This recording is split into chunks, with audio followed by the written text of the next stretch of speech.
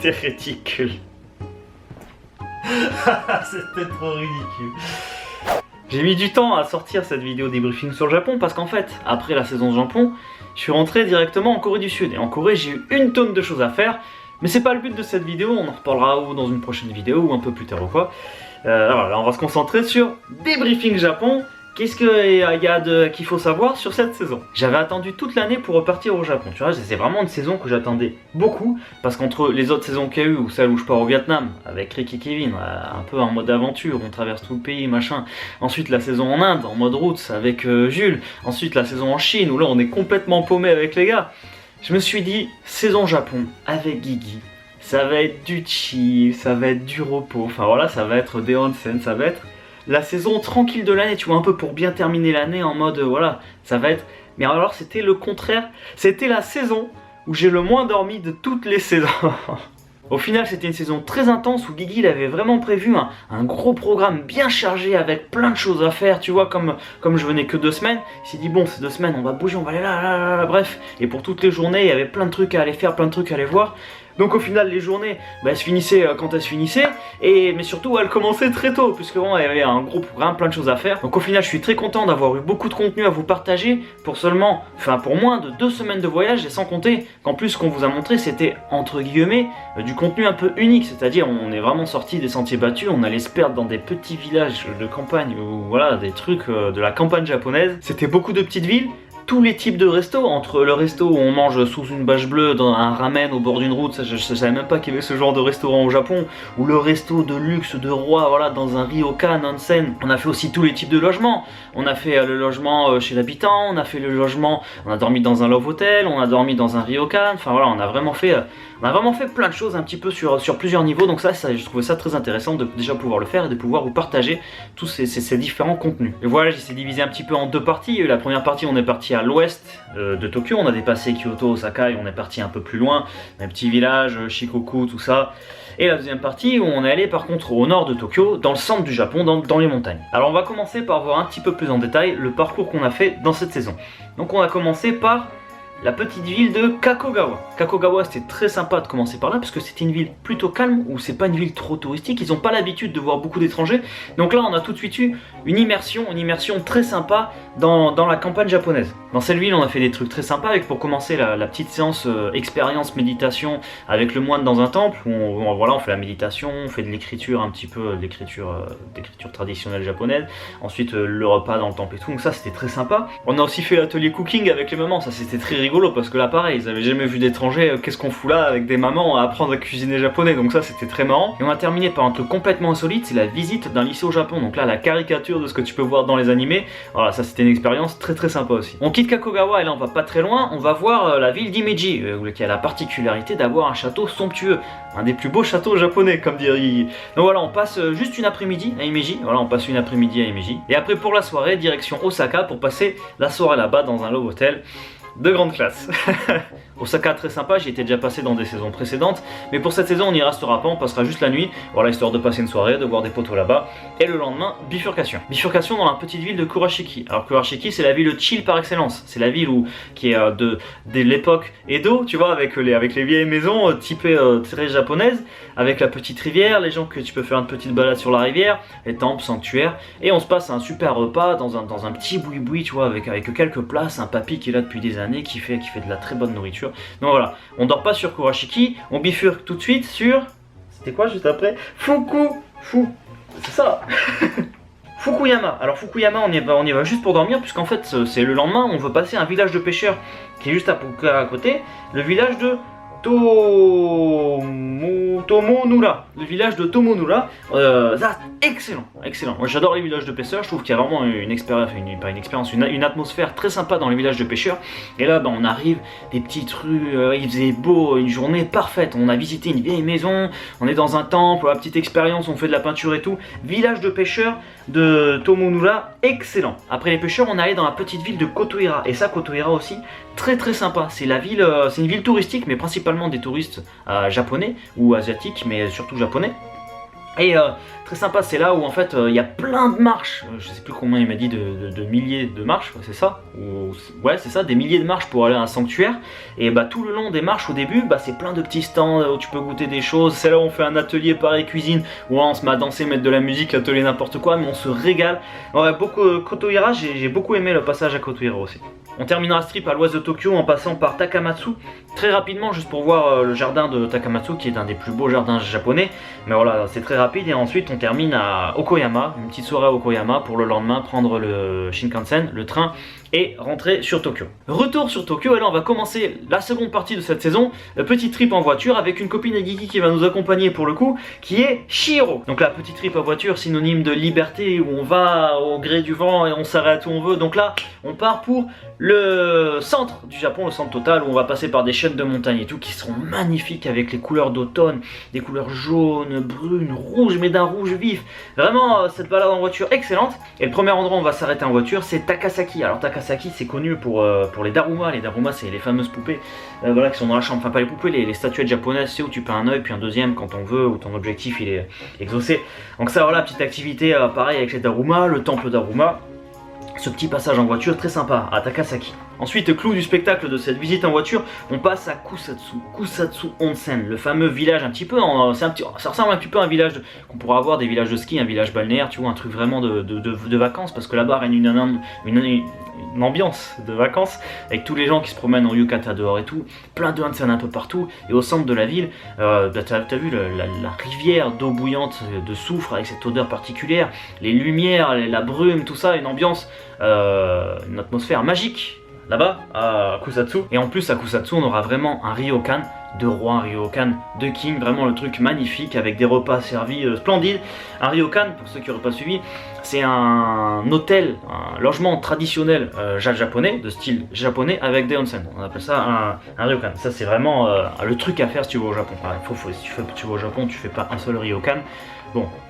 Et sans compter que dans les ryokan, j'ai reçu beaucoup de questions à ce sujet-là au niveau des tatouages, est-ce que je peux vraiment faire des onsen et tout.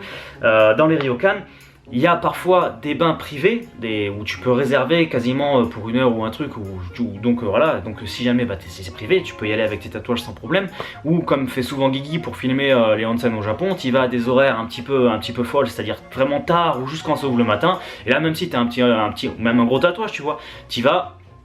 La plupart du temps, vraiment, tu fais ton petit bain et tout. Et voilà, donc il y a toujours moyen, même si tu as des tatouages, si t'es dans des bons endroits, si tu vas à un endroit où il y a plein de monde et tout, vraiment le onsen, où le truc, il y a trop de monde dedans, tu peux pas. Mais si c'est des petits trucs un petit peu plus perdus, où tu vas à des bonnes horaires, même si tu as des tatouages, tu pourras quand même profiter d'un moment dans un onsen, un moment magique. Ensuite, on continue dans ce trip de onsen et on va à Shibu Onsen. Shibu Onsen, c'est pareil, c'est un autre petit village dédicacé où il n'y a que des onsen. Mais là, la particularité de ce village, c'est que dans cette ville, il y a plein de petits onsen publics. Bon, ça fait pas les onsen les plus fous qu'on a fait, mais voilà, c'est la particularité de la ville. Il y a des onsen publics, puis tu peux louer aussi des ryokan, plein de jolis ryokan là-bas. Là-bas, il y a le fameuse montagne de singes qu'on aura fait un fail, on n'a pas réussi à aller voir. Mais voilà, Shibu Onsen, très sympa aussi. Et on terminera ce trip en voiture en passant sur la route retour par Matsumoto. Matsumoto, j'ai beaucoup aimé, on y reste pas longtemps. Mais il y avait un joli château, j'ai fait une carte popo, d'ailleurs j'ai mis sur Instagram, si vous ne me suivez pas encore sur Instagram. J'ai plein de cartes popo à mettre en réserve là, j'ai pas eu le temps depuis que je suis arrivé en Corée, mais j'ai plein de photos à mettre sur Instagram, faut aller voir ça. Et donc du coup ouais, Matsumoto très sympa avec voilà le château, les petites rues, on goûte, on fait des petites dégustations et tout. Très mignon, petite rue, petite rivière et tout. Et on terminera cette saison avec une vidéo que j'ai beaucoup aimée, puisque c'est une vidéo de partage, où voilà on est entre amis, on passe un bon moment, de la rigolade, un petit peu un moment intime on est entre nous, mais voilà je vous fais partager ça, on rigole beaucoup, donc voilà j'ai beaucoup aimé aussi cette dernière vidéo pour clôturer cette saison. Je trouvais que ça a terminé très bien la saison. Je vous avais demandé de me poser vos questions sur Twitter par rapport à cette saison. Vous avez été beaucoup à me demander, Laurent, c'était quoi ton moment préféré de cette saison? Mais on a eu vraiment des journées chargées tous les jours, avec tous les jours du contenu, tous les jours des choses à voir. On a fait plein de choses, plein d'expériences.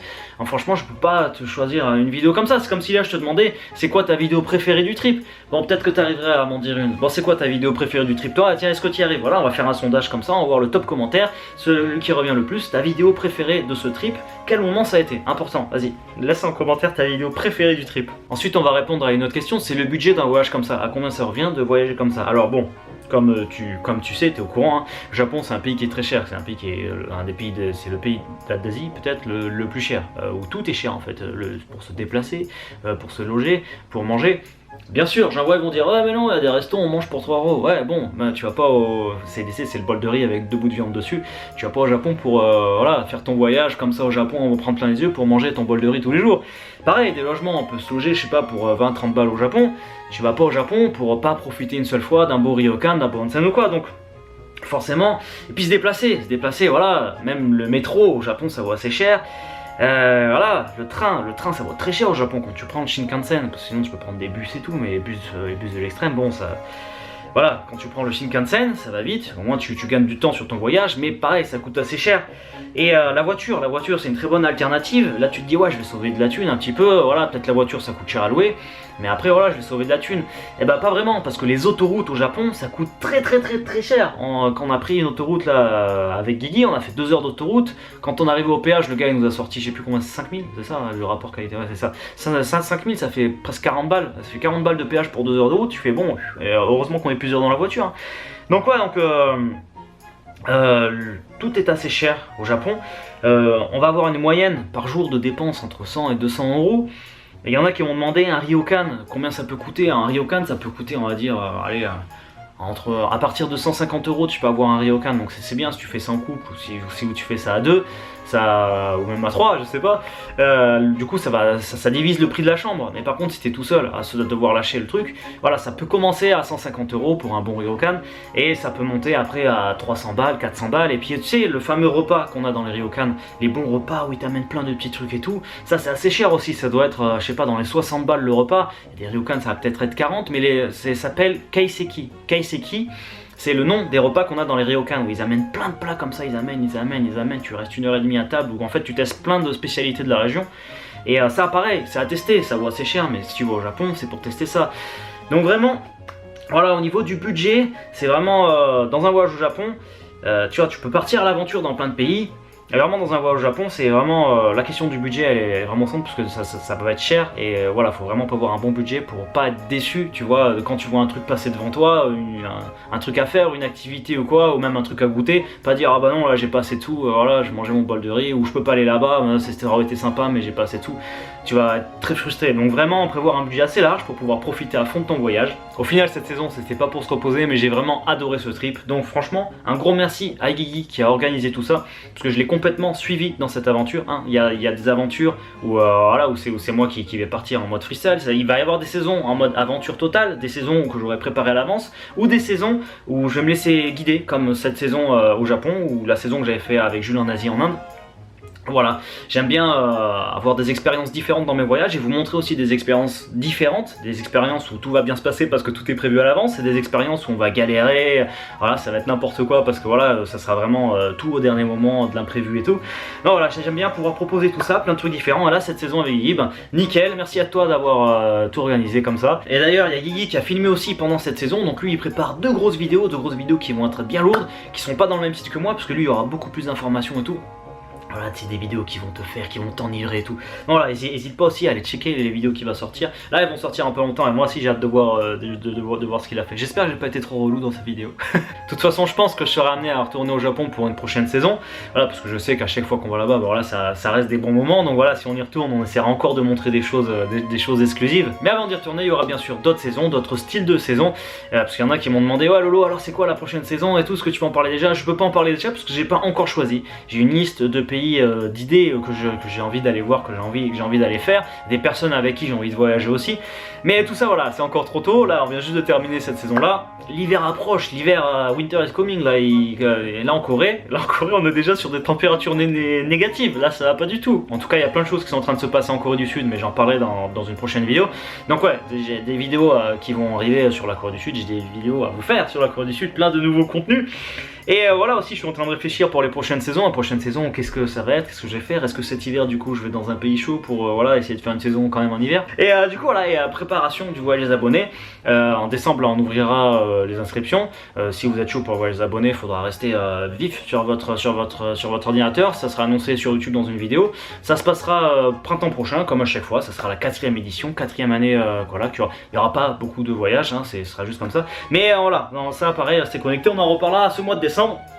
En tout cas, vraiment, cette saison excellente, cette saison au Japon, très très content. Et pressé de retourner en saison, pressé de vous refaire des vidéos. N'oublie surtout pas de t'abonner si t'es pas encore abonné. Il y a plein de contenu qui va pop comme ça, qui va arriver sur la chaîne. Je te retrouve très bientôt. Tu peux me suivre sur Twitter parce que là tu te dis bon Lolo, ça fait 10 jours qu'on n'avait pas de nouvelles et tout. Sur Twitter je donne des nouvelles régulièrement de ce qui se passe et tout. Là par exemple en Corée en ce moment là j'étais avec Jack et Eric. Eric il est de passage en Corée du Sud. Enfin voilà. Du coup voilà, n'hésite pas à me suivre sur Twitter pour savoir tout ce qui se passe. Sur Instagram pour les cartes popo. Et moi bah, c'est le moment où je te laisse pour clôturer cette saison sur un magnifique Hasta la vista. Et du coup, je te laisse. Je viens de le dire, ça marche pas. Allez, à très vite et hasta la vista!